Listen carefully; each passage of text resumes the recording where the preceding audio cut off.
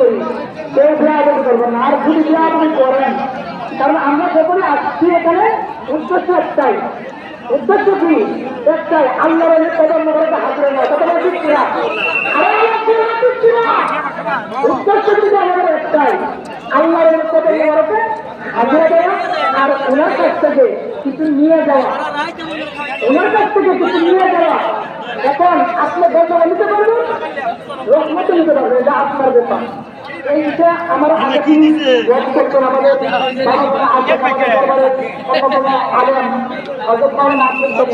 আব্দুল কালাম আলমগীর সাহেব, উনি বলতেন এই ব্যাপারে, এই ব্যাপারে দিয়ে রাখছেন পুরানো আয়াত সহ উনি বলছেন যে আল্লাহর দরবারে আল্লাহর ওই কাছে আল্লাহ রহমত থাকে, রহমত ঠিক কিনা, রহমত থাকে আল্লাহর কাছে, আল্লাহর রহমত থাকে। এখন আপনাদেরকে রহমত দিবেন নাকি গজব দিবেন, এটা আপনাদের ব্যাপার।